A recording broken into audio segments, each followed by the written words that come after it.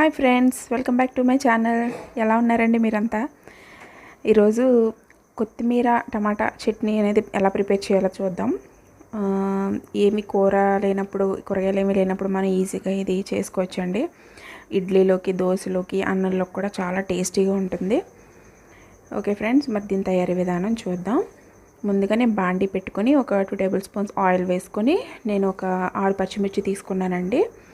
ఇవి బాగా కొంచెం ఫ్రై చేసుకుందాం. దీన్ని కొంచెం ఫ్రై అయిన తర్వాత నేను ఒక 4 టమాటాలు తీసుకున్నాను. ముక్కల కింద కట్ చేసుకొని ఇందులోనే వేసుకొని వేయించేసుకోవచ్చు. ఇది కూడా కొంచెం బాగా రెండు మగ్గాలండి. బాగా మగ్గించుకొని దీన్ని మనం మూత పెట్టుకొని మగ్గించుకుందాం.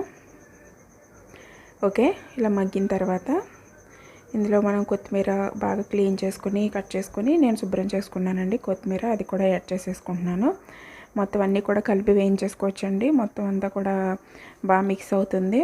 విడివిడిగా తీయించుకొని వేయించుకునే కన్నా ఇలాగైనా వేయించుకోవచ్చు, అలాగైనా వేయించుకోవచ్చు, మన ఇష్టం. లిడ్ పెట్టేసి మనం బాగా దీన్ని కుక్ అవనిద్దాం. ఓకే, దగ్గర పడిపోయింది కదా ఇదంతా. ఇప్పుడు దీన్ని మనం బాగా కలుపుకుందాం. ఒకసారి మిక్స్ చేసుకుందాం. దీన్ని మిక్స్ చేసుకుంటే ఒకసారి అన్నీ కూడా కలుస్తాయి కదండి. బాగా అన్నీ కూడా బాగా మగ్గిపోయాయి కదా. ఇప్పుడు నేను ఒక చిన్న నిమ్మకాయ సైజ్ అంత చింతపండు ఇందులో వేసేసుకుంటున్నాను. ఇది కూడా వేసేసి కాసేపు మగ్గించుకుందాం. చింతపండు ఇష్టమైతే వేసుకోవచ్చండి, లేకపోతే లేదు. ఎలా అయినా సరే బాగానే ఉంటుంది. ఓకే, ఇదంతా కూడా మగ్గిపోయింది కదా. ఇప్పుడు దీన్ని కొంచెం సేపు కూల్ అవనిద్దామండి, స్టవ్ ఆఫ్ చేసేసుకుని. ఎందుకంటే కొంచెం చల్లారిన తర్వాత మనం మిక్సీ వేసుకుందాం. ఓకే, ముందుగా మిక్సీలో నేను ఎండు కొబ్బరి ఉంటుంది కదండి, ఆ ఎండు కొబ్బరి ముందుగా నేను మిక్సీ వేసుకొని కొంచెం గ్రైండ్ చేసుకున్నాను. ఎండు కొబ్బరి వేస్తే ఏంటంటే టేస్ట్ అనేది బాగుంటుంది, కమ్మదనం వస్తుందండి, చాలా టేస్టీగా ఉంటుంది.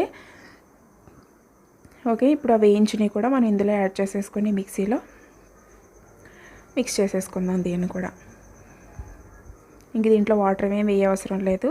మీ టేస్ట్కి సరిపడగా సాల్ట్ కూడా వేసేసుకొని మిక్సీ పట్టేసుకోండి. అంతే, ఈజీగా ప్రిపేర్ అయిపోతుంది.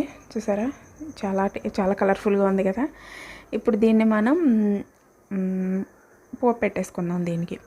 దానికి కావాల్సిన ఆవాలు, జీలకర్ర, మినపప్పు, 2 ఎండుమిర్చి, 4 ఎల్లుల్లిపాయలు దంచుకుని వేసుకున్నాను. మీరు కావాలంటే చట్నీలో కూడా మిక్సీలో వేసేసుకోవచ్చు, తాలింపులో వేసుకున్నా సరే బాగుంటుంది. కొంచెం కరివేపాకు, ఒక రెమ్మ కరివేపాకు కూడా వేసేసుకొని వేయించేసుకొని ఈ తాలింపు అనేది ఇందులో వేసేసుకుంటే సరిపోతుంది. అంతే ఫ్రెండ్స్, చూసారా, చాలా ఈజీగా ప్రిపేర్ అయిపోయింది. ఓకే ఫ్రెండ్స్, ఈ వీడియో కనుక నచ్చితే